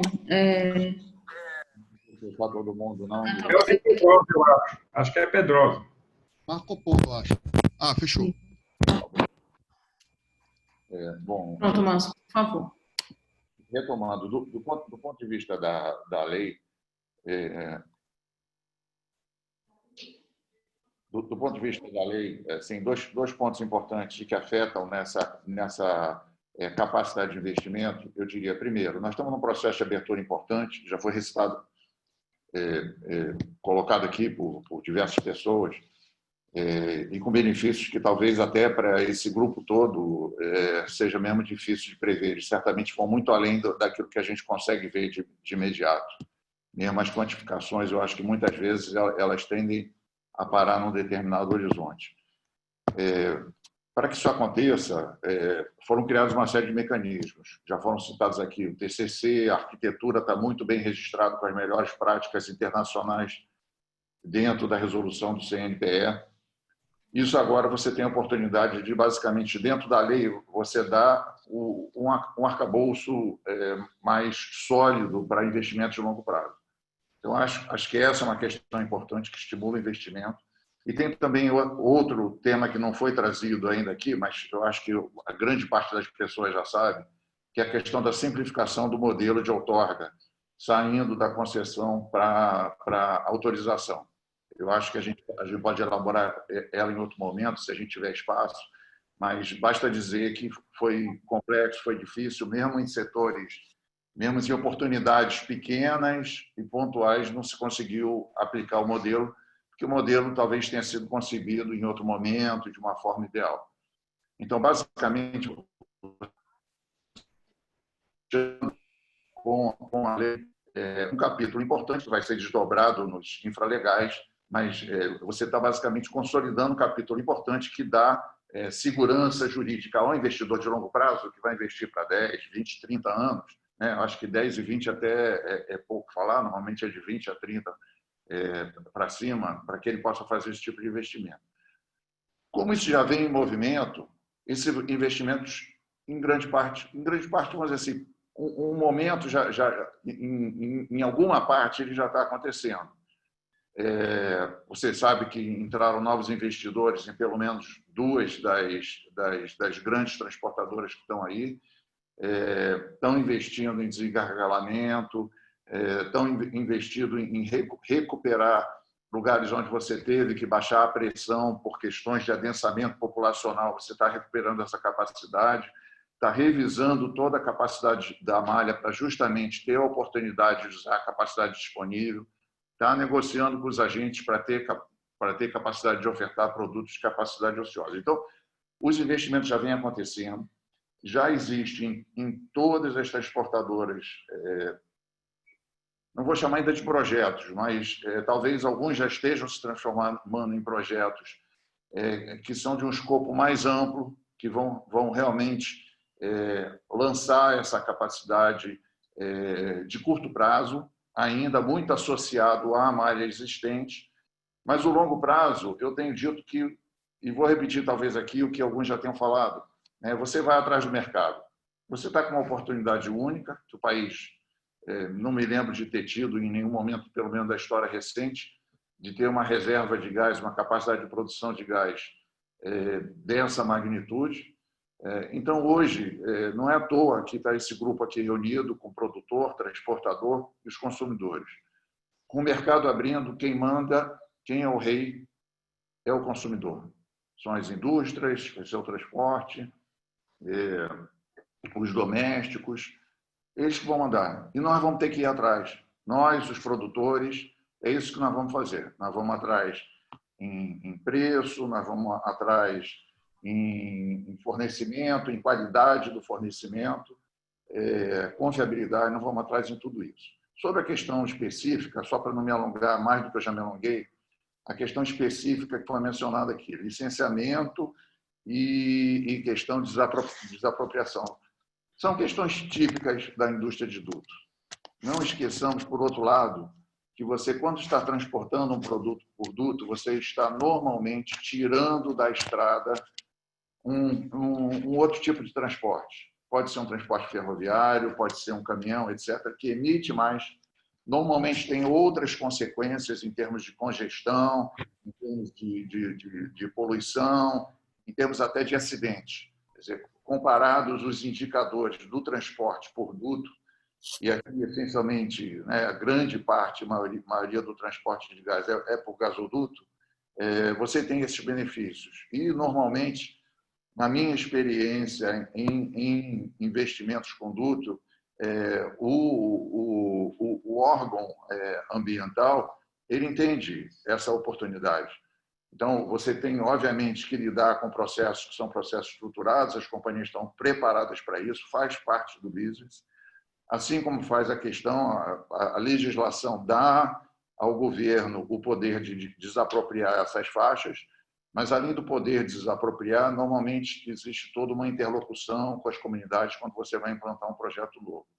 Então, assim, a capacidade de você ir atrás do mercado, onde ele se desenvolver, como disse o Pedrosa aqui, não é mais centralizado.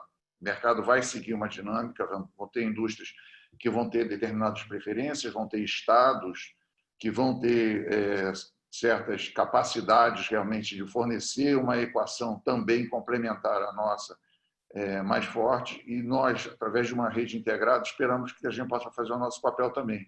Crescendo o mercado, não se esqueça, cresce também o volume, crescendo o volume você dilui os custos de investimento e operação, reduzindo a tarifa unitária para todo mundo. Então, você cria justamente um momento, você perpetua realmente um ciclo virtuoso. Acho que é isso que esse projeto vai estar abrindo, e por isso o nosso apoio aqui incondicional na forma como ele está proposto. Assim como às vezes existe um receio de alguma coisa que não cabe lá, também nos preocupa que haja algum tipo de proposta de fazer o contrário, de tirar algum pilar que seja fundamental para que esse ciclo seja posto, nesse ciclo virtuoso, seja posto em operação. Obrigado, Manso. Acho que essa foi uma pergunta bastante técnica. Eu acho que ainda tem espaço para o Adriano Lorenzon, que é secretário executivo do Fórum de Gás, né, e lida com um universo grande de associações com conhecimento muito técnico na área, né, faça um comentário. E vejo o secretário Carlos da Costa também, depois consultaria se ele gostaria de fechar essa resposta. Você me desculpe, eu vou ter que sair agora. Então, eu só queria agradecer a extraordinária oportunidade. Eu não vou poder realmente, porque eu já estou muito atrasado aqui para a próxima. Agradecer essa oportunidade, dizer que a aprovação do projeto do deputado Laércio é prioridade para nós, do governo federal, o mínimo de alterações possíveis, de preferência sem alterações. E é isso que vai nos levar ao gás barato, à reindustrialização do Brasil, redução do custo do Brasil, aquilo pelo qual nós lutamos. Tá bom? Muito obrigado a todos e até a próxima. Obrigado, secretário. Muito obrado. Um abraço. Paulo, então, a gente tem mais acho que o Adriano ia fazer um comentário sobre essa pergunta. Eu tinha interrompido para me despedir do secretário. Adriano. Não, tranquilo. Rapidamente, só sobre acho que os estágios de desenvolvimento, que foi a pergunta do Rafael, né? A gente olha no curto prazo, assim, e tem o desenvolvimento dos gasodutos de transporte. A gente vê primeiro uma implementação, acho que muito rápida, com a aprovação do projeto, que é a interligação de novas injeções de gás. A gente tem pelo menos 3 grandes novas injeções de gás aguardando a aprovação do projeto, que é o Comperge, né, que é a interligação da Rota 3 a essa nova unidade de processamento de gás que precisa se conectar ao transporte. A gente está falando de um volume colossal de gás que vai sair do Comperge.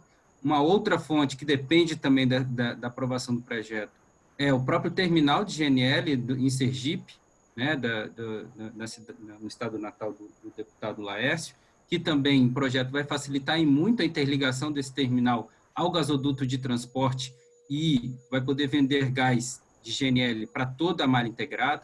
E um terceiro até o outro terminal de GNL, que está para ficar pronto agora, que é da Gás Natural Sul, no Rio de Janeiro, que também não está interligado à malha e depende também da facilidade desse novo regime de outorga de transporte para que se interligue à malha. Isso aí a gente tem algo em torno de 50 milhões de metros cúbicos de gás que podem ser injetados na malha, que são poucos quilômetros de gasoduto, coisa realmente que pode ser facilmente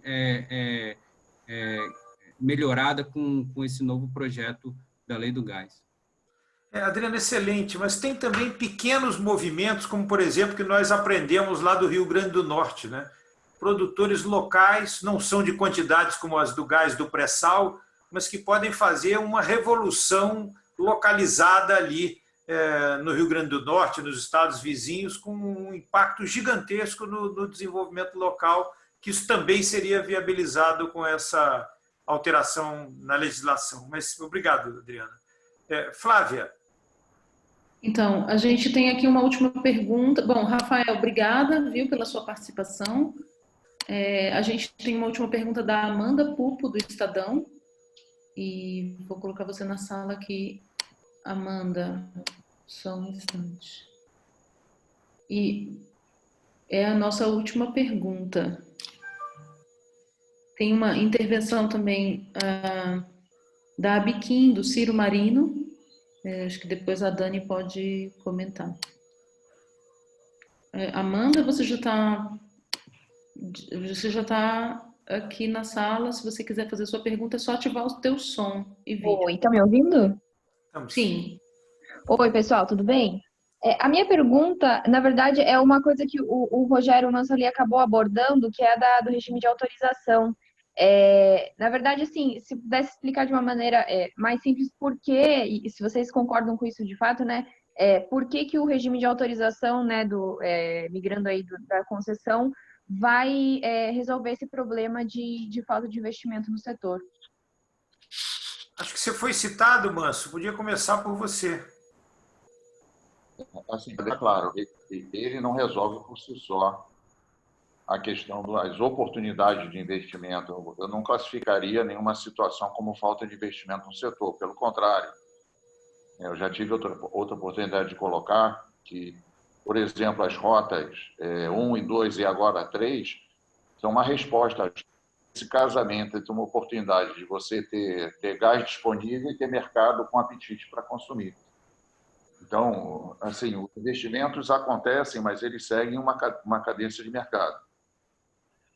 Mas, assim, o segundo ponto, a autorização faz parte, a mudança da concessão para a autorização faz parte, como eu disse, de um movimento maior que busca justamente consolidar no instrumento legal o que já vem sendo trabalhado em diversos outros instrumentos.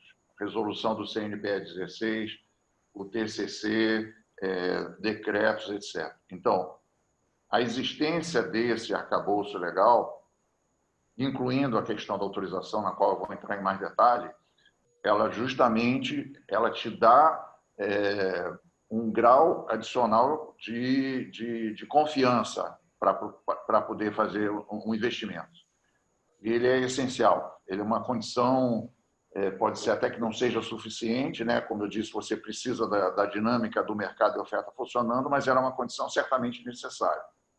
Por isso ele é tão importante. Agora, quando eu te diria, a questão, ela vai entrar num aspecto técnico, e eu vou, se me permitir, eu não vou entrar na questão técnica, mas eu vou me resumir a uma que eu acho bastante complexa de se lidar.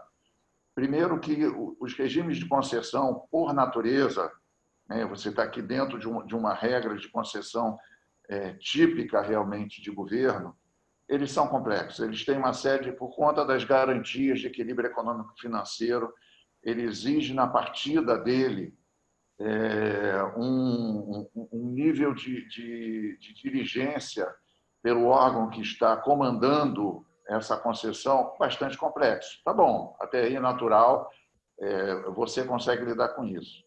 No caso específico aqui, a questão em paralelo é que a modalidade que está prevista dentro da legislação, ela te obriga, antes de você fazer essa concessão, de você licitar essa concessão, você faz o que está acontecendo hoje.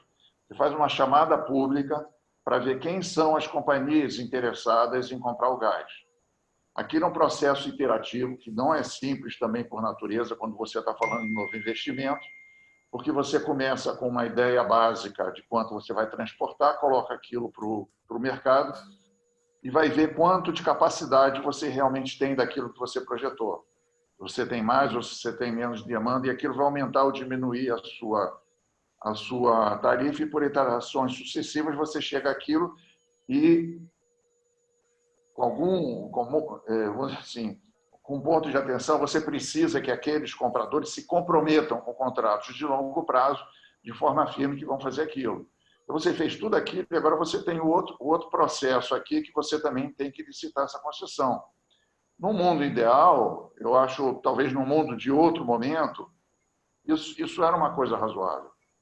Mas você olhar com o dinamismo que você quer ter hoje no mercado, a autorização te evita passar por esse problema de sincronização e por essa camada adicional de complexidade que você coloca pela licitação. Então, isso, esperamos todos que vá simplificar de forma significativa e aumentar a velocidade de implantação desses projetos, como o Adriano explicou, estão esperando, né, justamente a oportunidade de se movimentar. Desculpe me alongar, mas... Não, mas acho que você, Manso, detalhou a resposta com clareza. Essa era a nossa última pergunta. Nós ainda estamos com quase 1h45 de coletiva, com 77 pessoas participando.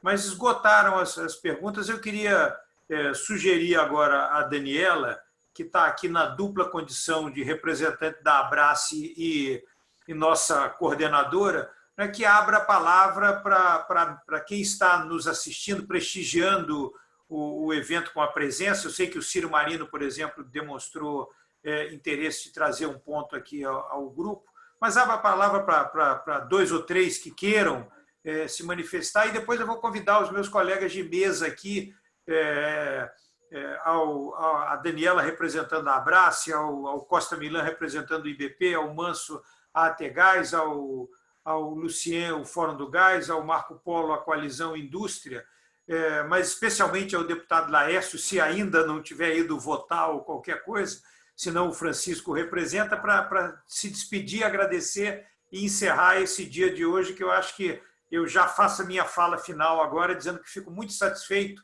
em ver aqui a nossa unidade, nas diversas respostas, que nós não ensaiamos, que nós não articulamos, que nós não combinamos, mas nós refletimos que nós estamos juntos. Produtores, transportadores, consumidores, estamos juntos em favor de um mercado competitivo para o gás no Brasil, e entendendo que a proposta do relator, deputado Laércio, é a que representa esse futuro melhor para o país. Mas eu, então, passo para a Daniela para dar seguimento, e essa já foi a minha fala de despedida. Obrigada, Paulo. Então, acho que a gente pode dar oportunidade para 2 ou 3, ainda a gente tem vários presidentes da associação ainda acompanhando. Ciro, a palavra é sua. Ciro, presidente da Abiquim. Está sem som, Ciro, por favor. Daniela, eu queria pedir, por favor, para passar para um outro presidente, eu voltar na sequência, que eu estou terminando uma outra aqui. Certo. Eu estou... Já volto já. Tá joia. Mais alguém gostaria de falar, que está presente ainda, que quer participar? Flavinha, você tem acesso aí às perguntas? Alguém levantou a mão? Quem quiser pode levantar a mão, que a gente chama, que senão vamos fazer o encerramento e depois a gente chama o Ciro para dar uma palavra. Daniela, eu já resolvi. Resolveu? Então vamos lá. Tem na já resolvi, então vamos lá. Vamos lá. O primeiro, pessoal, me desculpem, mas é que tem que realmente, outro assunto também é muito importante, PL do gás aparece lá também, na questão de custo Brasil, né? Eu já parabenizei, até coloquei por escrito, eu achei que foi um evento de bom nível, excelente nível, tanto perguntas, respostas, eu acho que foi bem abrangente, cobrimos praticamente todos os temas, né? E até ali eu escrevi que a gente faça essa reorganização global, que a gente imagina que seja uma revisão das políticas industriais, quer sejam geopolíticas ou geográfica mesmo, de mudança. O Brasil tem muito a ganhar aí para frente. Tudo que a gente precisa nesse momento é equidade, para a gente poder competir no cenário internacional. Então, se eu tivesse que falar alguma coisa, é apenas a ênfase na equidade. Não queremos nada especial, não queremos subsídio, não queremos preço especial, nada anômalo ou exógeno, né, à atividade industrial. É só isso que eu queria colocar, tá bem? Obrigada, Ciro. O próximo que se inscreveu foi o Milton Rego, presidente da ABAL. Eu queria dar os parabéns a todos que participaram, excelente qualidade, e eu só queria mencionar para aqueles que ainda que estão nos acompanhando, que essa questão do gás para a indústria do alumínio tem um impacto enorme na questão da reciclagem.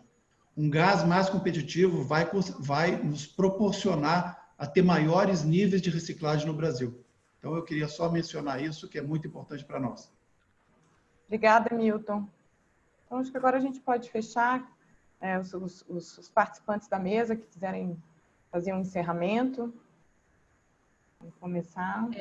Daniela, eu só queria, então, agradecer aos colegas jornalistas que vieram e informar que a gente vai depois, assim que encerrado aqui, a gente distribui um material com todos esses pontos que foram falados e que o vídeo vai estar disponível no YouTube da Abrace, né? Abrace Energia, a gente também manda por e-mail um link para todo mundo. Sim, obrigada, Flavinha. Costa Milâncio? Pois não, eu queria... eu acho que foi uma oportunidade única que nós tivemos de encontrar os profissionais da imprensa e poder mostrar essa convergência no sentido e também, na verdade, passar esse sentido de urgência para que a gente possa avançar com isso. Isso eu entendo que o projeto relatado pelo deputado Laércio é um projeto que pode fazer uma grande diferença para o Brasil. E isso me coloca, em função de tudo que a gente viu, em função dessa convergência, em função das palavras do deputado Laércio, numa posição semelhante à dele, de otimismo, acreditando que num prazo curto nós possamos avançar com isso, aprovar essa lei da forma como ela foi aprovada na Comissão de Minas e Energia e que a gente abra uma nova perspectiva para o setor de gás natural no Brasil. Como eu falei no início da minha fala, nós estamos frente a uma revolução para esse setor. Muito obrigado e a gente fica, evidentemente, à disposição. Obrigada, Costa Milano. Marco Manso? Posso? O deputado Laércio. Bom, eu estou dando uma entrevista aqui para a Rede Record e eu queria apresentar as minhas considerações finais, mas é tão somente no espírito do otimismo. Eu estou muito feliz por esse momento, por ser um dos protagonistas, juntamente com todos vocês. É um momento super especial para o Brasil. Nós vamos ter um mercado mais competitivo, nós vamos ter um mercado que vai atrair investimentos, nós vamos ter geração de emprego e nós vamos ter um gás barato, que é o que nós precisamos para aquecer a nossa economia e fazer o Brasil avançar. O gás competitivo ele é fundamental na vida de todos nós, por isso que esse é um projeto de todos. Por isso que eu entendo a receptividade que nós estamos tendo aqui na Câmara dos Deputados, porque independente da ação do parlamentar na área de atuação dele, desde as políticas sociais, passando por políticas públicas, passando pelo setor da produção, ou passando por qualquer outra atividade desenvolvida pelos deputados aqui. Existe uma consciência que o voto dele vai ser importante, porque vai ajudar a sociedade, vai ajudar o público dele, vai ajudar o nicho de atuação dele. Daí o meu otimismo, mas daí também a minha disposição de recepcionar a todos, de ouvir a todos, de tentar unir os interesses de todos para que a gente tenha um resultado final o mais positivo possível. Estou muito otimista por esse momento e tenho certeza absoluta que a gente vai avançar nesse projeto. Muito obrigado a todos e faço mais uma vez um apelo a todos que estão participando conosco desse momento. É importante, sim, que todos nós estejamos sintonizados com o PL 6407, porque ele significa crescimento para o país, retomada do crescimento depois desse momento difícil que toda a população brasileira e mundial vive com a pandemia. Um abraço a todos e muito obrigado. Obrigada, deputado. Posso chamar mais alguém? Quer fazer o encerramento? Marco Polo, por favor. Eu queria, sim, eu queria agradecer a presença da imprensa, ressaltar aí a importância do papel da imprensa nesse processo aí de modernização do país, né? O papel fundamental que a imprensa tem nesse contexto. Queria ressaltar o nosso entendimento que o grande desafio que todos nós temos pela frente é a retomada do crescimento econômico do país de forma sustentada, e essa retomada ela não vai ocorrer sem que tenha aí uma indústria forte, competitiva, e a indústria, para ser forte e competitiva, tem que corrigir as suas assimetrias, e o gás faz parte desse processo. Eu termino só relembrando aqui que se falou muito na questão ambiental, lembrar que o gás aí é uma energia limpa, né? A utilização do gás natural, além de trazer benefícios aqui para a indústria, para a economia como um todo, para a agricultura, para o país, certamente vai fazer com que a nossa, sob a ótica ambiental, nossa matriz energética seja mais limpa e melhor para todos nós. Muito obrigado. Obrigada, Marco Polo. Mais alguém? Daniela, posso fazer uma pequena observação? Claro. Eu tinha comentado anteriormente sobre os consumos que foram perdidos nos últimos anos, mas tem uma outra observação que eu gostaria de fazer, que infelizmente o professor Edmar estava aqui até agora entre os ouvintes. Ele fez um estudo e reprisou esse estudo agora para a CNI, que é quanto vem de gás nos produtos importados no Brasil. Ou seja, se nós incentivássemos a nossa indústria e a nossa indústria fosse competitiva com aquilo que nós estamos importando hoje, nós poderíamos facilmente duplicar o consumo de gás no Brasil. Existe muito potencial. Sobre as eventuais discussões ou dificuldades, o Rafael Bittencourt levantou a pergunta sobre o transporte. Ontem a gente teve uma conversa longa do fórum com o próprio Mâncio e com o pessoal da ATGás, e nós ficamos bastante satisfeitos com as perspectivas que nós temos a curto e a médio prazo também. Ou seja, a gente está querendo o gás do Costa Milão, o transporte do Manso, para que a gente possa desenvolver a indústria. Já uma cadeia de um ciclo virtuoso que precisa chegar rapidamente para a indústria voltar ao seu patamar de competitividade. Obrigada, Lucien. Mais alguém? Juliana, vamos encerrar pela CNI.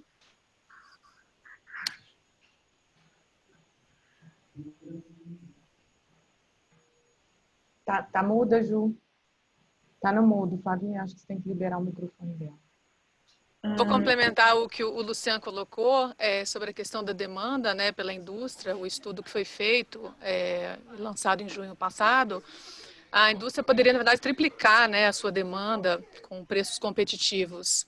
Tem a questão da importação, que a indústria química tem colocado muito bem, né, tem importado muito, são 40 bilhões que poderia, em parte disso, ser revertido, né, com preços mais competitivos. Mas, enfim, queria agradecer, dizer que realmente a discussão foi muito interessante, foi muito boa, acho que foram tocados todos os pontos. Pedir desculpa, o Wagner teve que sair para uma outra reunião. E eu queria só deixar aqui o registro de que a CNI ela é totalmente favorável à aprovação do texto como ele está. A gente entende que qualquer pequena revisão pode alterar substancialmente alguns dos pontos, né, que já foram amplamente discutidos e um consenso alcançado de forma muito positiva, muita convergência, foram muitos anos de discussão, como o Manso colocou, né, a questão do transporte, foi olhada aí toda experiência europeia, então quer dizer, tudo muito baseado, né, em experiências já existentes e bastante positivas. Então eu queria só deixar esse recado da importância da gente buscar manter o texto, que foi um texto acordado possível. A gente sabe que muitos tiveram que abrir mão de questões que eram importantes, questões específicas do setor, indústria química. A gente sabe que houve muita negociação, então se abre para alguma revisão agora, os outros setores vão querer também abrir para suas próprias revisões. Então existe aí um risco muito grande dos pequenos detalhes alcançarem impactos negativos grandes e que a gente não gostaria que acontecesse. Então, muito obrigado, aí super válida essa discussão, mais uma vez. Obrigada, Juliana. Manso, quer fazer um encerramento? Bom, eu reforço esse ponto da Juliana. Eu me lembro, ela me fez lembrar aqui, quando essa discussão começou lá anos atrás, eu acho que cada um de nós olhava para o outro, estou falando como setor, eu não estava diretamente envolvido, mas indiretamente acompanhava. Eu pensava, não sei como isso vai funcionar. Então, botando o consumidor, transportador, produtor, tudo junto, cada um com a sua pauta. E chegamos aqui, depois dessa longa caminhada, com esse consenso, eu acho que faz a gente acreditar no país. E, assim, nós estamos atrás desse apoio, nesse consenso. Como Juliana bem disse, cada um abriu mão de questões que não comprometiam os pilares básicos. Assim, eu posso falar do ponto de vista do transporte, talvez caiba algum outro dia uma discussão mais ampla sobre isso. Nós, além de fazermos o papel de levar o gás até onde ele é demandado, de onde ele é produzido e demandado, nós somos também a plataforma onde você vai realmente poder transformar todas as possibilidades de competição. Nós temos 200 portas de saída e algumas dezenas de portas de entrada, da Bolívia, do GNL, dos campos de produção nacional.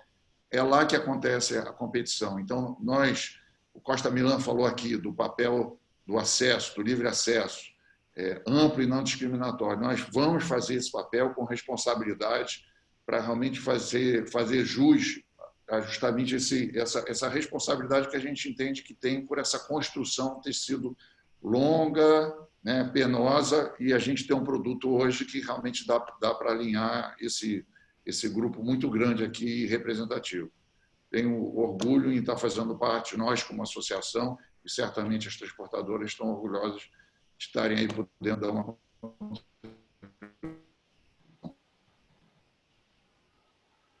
Obrigada, muito obrigada, Manso. Então, acho que a gente pode encerrar. Eu queria, assim, pela unidade aqui hoje representada, acho que ficou bem claro a importância desse projeto para o setor produtivo, para a reindustrialização do país, para a retomada da economia. Acho que não é para qualquer um a gente colocar toda a cadeia, quase toda a cadeia do gás sentada em torno de um projeto, né? Então, gostaria de agradecer a todos, especialmente aos jornalistas que estiveram aqui presentes, que fizeram várias perguntas, participaram, ouviram, alguns não perguntaram, mas muitos ouviram. Gostaria de agradecer a todos que estão aqui na mesa. Muito obrigada pela participação de todos. E gostaria também de agradecer aos presidentes de associações, fazer uma homenagem aqui ao Fernando Pimentel, do setor têxtil, também um grande apoiador aqui do projeto do gás. Enfim, a todos que estão aqui lutando por essa causa, que a gente consiga ter bons resultados aí em breve, que é o que a gente precisa. Paulo, mais alguma coisa? Está todo mundo... Muito obrigada. Obrigada a todos, então. Muito obrigada. Obrigado, boa tarde. Boa tarde. Obrigado, boa tarde a todos. Boa tarde a todos.